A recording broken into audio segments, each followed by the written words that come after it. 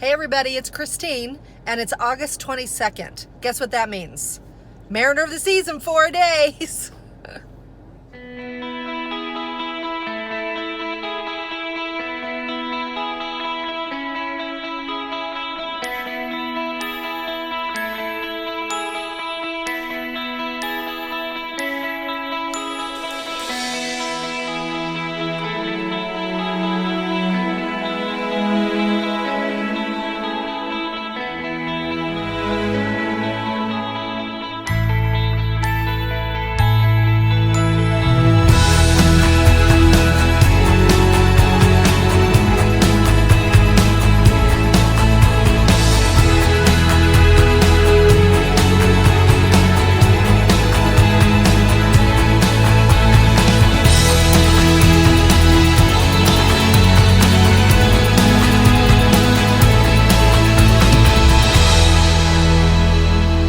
So 4 days. Oh my gosh, I thought it would never get here. I've had it booked for a month.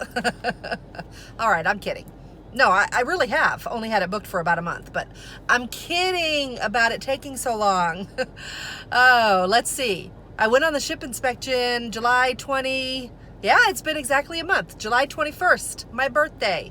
I went on the ship inspection and then I went home and booked the cruise. So it's here in 4 days. I'm leaving on a ship out of Port Canaveral for 4 nights. And we're going to have a sea day first, and then we're going to Nassau, and then we're going to Perfect Day at Coco Key. That's exciting for me. I am really looking forward to that. Okay, so what do I want to tell you? Well, first I want to tell you that I am going to try to finish up the road trip to Indiana this week. Oh my gosh, this week. In the next 4 days, I might schedule a couple to drop while I'm gone and try to get that out of the way so that when I get back, I will be able to start the Mariner of the Seas vlog, because October 5th, I have the group cruise on Carnival Elation, and I would like to start that as soon as I get back from that cruise. And then in November, I have MSC Meraviglia, and I want to do that. So I definitely need to get on it, and I will try to get that done. And here I was worried that I wouldn't have enough content this summer. Okay, so I know that I have a few new subscribers who have never cruised before. Yay! I love talking to people who have never cruised but are interested. So I just thought that I would kind of run down what I do as a cruise nears. So one of the first things that I do right after I book, or as soon as I can, I check my my account online. So if you're booked with Carnival, you go to carnival.com. If you're booked with Royal, you go to royalcaribbean.com. You create an account and then you put in your booking number, and it brings up your whole itinerary and your cruise planner so that you can book excursions when they're available and book dining and shows, whatever your cruise line allows you to do. So, but it's not so much about booking all of that as checking the account and making sure that the spelling of my first and last name are correct. Make sure the spelling of your first and last name match your state-issued government ID. I know, I have said this before. You're probably tired of me saying it, but it's so important. I can't tell you how many times I talk to people, and I think I have gotten it through to them that this is important to do, and then we get really close to cruise day and come to find out they hadn't looked, and now they need changes or something serious is going on. We don't want to do that. So I don't want to do that. So I always check the spelling of my first and last name, make sure it's correct, make sure it matches my government issued photo ID. I check my date of birth, make sure it's correct, things like that. And then check your bed configuration. Do you want your beds apart? Do you want them together? What's your dining? Make sure, if you have a travel agent, make sure your travel agent has picked your dining correctly. I've recently heard a story about a travel agent who inadvertently picked the dining that she thought the guest had asked for. Well, the guest didn't want that dining, and they waited till about a week out and wanted it changed. Well, by a week out, you're stuck with what you have. The best you can do is get on the ship and call them, or go to see the maitre d' and try to change it. And there's a good chance you can. But getting it changed online prior to the cruise at that point, probably not going to happen. So these are things that I check before my cruise.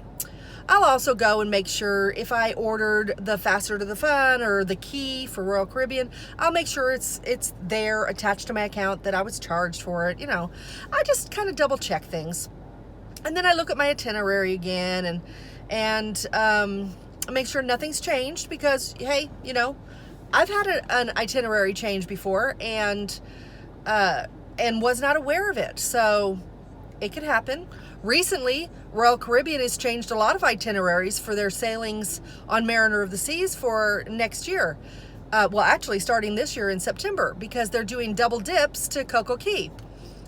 As a matter of fact, I think one of you that is watching this video may be going on the Mariner of the Seas soon.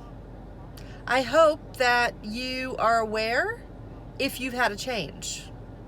And if you have any questions, message me and I'll let you know if your cruise is one that has changed the itinerary. So they're doing double dips, 2 days to Coco Key. What they're doing is, the itinerary, as I said, is normally Sea Day, Nassau, Coco Key. What they have done now is they've changed it to Coco Key, Nassau, Coco Key. How exciting is that? Yeah. I always wanted to go on the double dip to Castaway Key, and I haven't done it yet. I will, but I haven't. And when I found out about the double dip to Coco Key, I was so excited. Unfortunately, it starts after my cruise. So, oh well. All right, what else do I do? Of course, I wash my clothes. I try on what outfits I want, and I wash my clothes, and I start packing. No, I haven't done anything yet other than washing the clothes. And I went out and bought a couple of shirts today and a pair of sandals. So I do that. I, get my toiletries together, make sure I don't need any toothpaste or, any of my travel items that I take with me. Print out my luggage tags.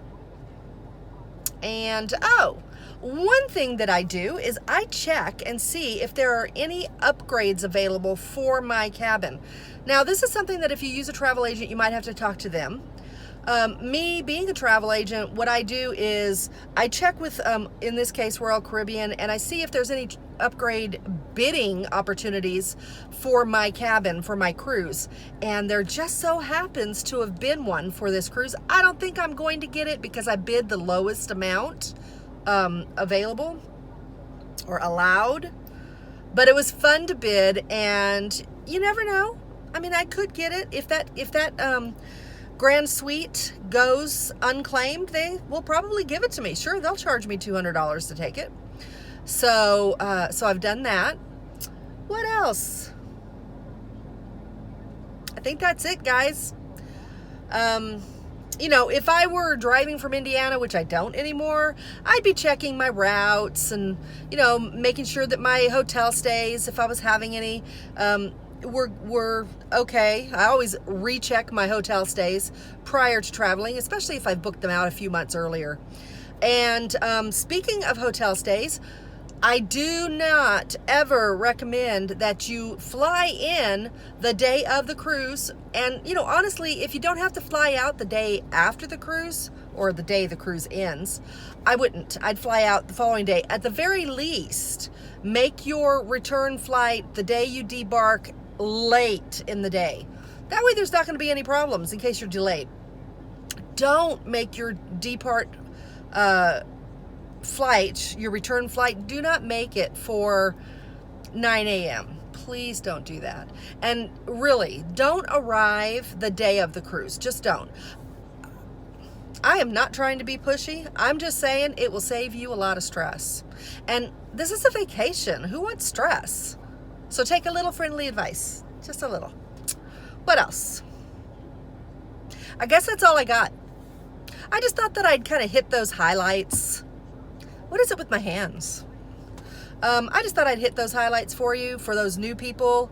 And, who knows, maybe you have a cruise coming up and it's been a while and you needed a little refresher. One other thing. Download the app. Carnival has an app. Celebrity has an app. Royal has an app. I mean, come on. Most everybody has apps now. Download it, get it on your phone. Royal's app is very cool. Not only can you use it on the ship, but I checked in on the app. I already took my picture, so my security picture is done. They've streamlined, it's not a fruit.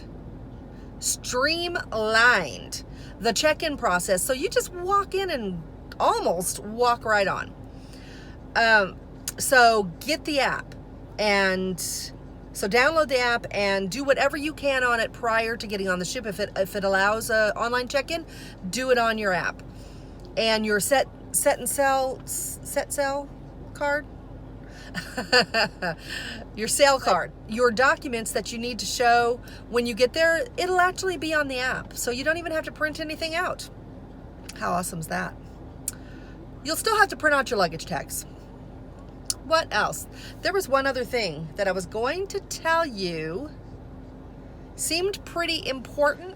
Don't forget your passport if you're using one, or your birth certificate.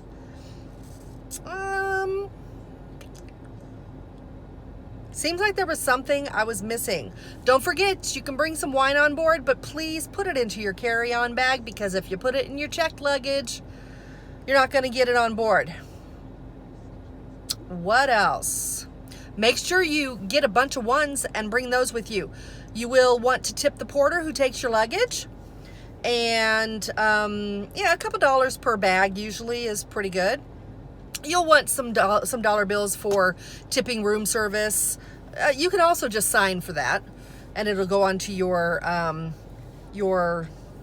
onboard account. Oh, speaking of onboard accounts, don't use your debit card. Okay, when you do your online check-in, it asks you for your card, whatever you're going to attach to your expense account. Don't use your debit card, guys. Again, just to save stress, don't use your debit card.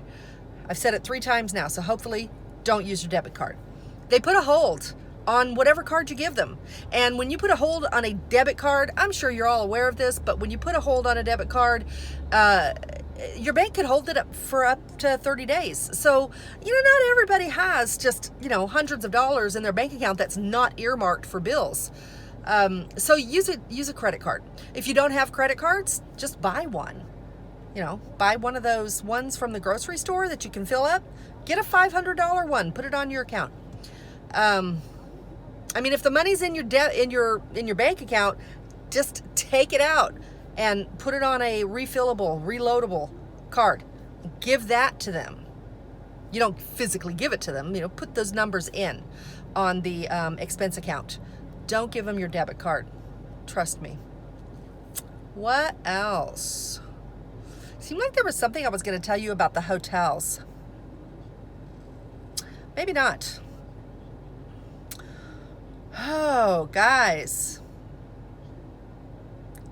I think that was it. On this cruise, I did get the key, which is like Faster to the Fun on Carnival. So I will be reviewing that, let you know how that goes. If we get the grand suite that I put the bid in for, which again, I don't think we will, but if we were to, then I still am glad I got the key, because, we get the steakhouse, lunch, and we get the free Wi-Fi. Well, not free, it's included. So I still think it's worth it. I also got the refreshment beverage package. It's the one that includes everything except for Starbucks and alcohol. I just don't drink that much, so I would love some mocktails, but I just don't drink alcohol that much. So that wouldn't be worth it for me to do. It's like another $100 easily. Well, yeah, probably another $100. It's just not worth it for me. So I'll let you know how that works for me. And, Doug is not coming with me on this cruise. Virginia, my friend Virginia, is coming, and she's very aware that I vlog, so hopefully she'll be in the vlogs. And, but regardless, we'll have fun, guys. We will have fun. We will explore the ship much more than I could on the inspection, and I'll show you everything. And Michelle, I'll get you so excited for your cruise. All right, I'm gonna go. If I think of anything else, I'll come back and let you know. Otherwise, stay tuned for the rest of the summer road trips. I just want to thank you for my new subscribes, and you enjoy cruise vlogs and road trip vlogs, Disney vlogs, then consider subscribing. I'd really appreciate it. I will talk to you all later. Comment, like.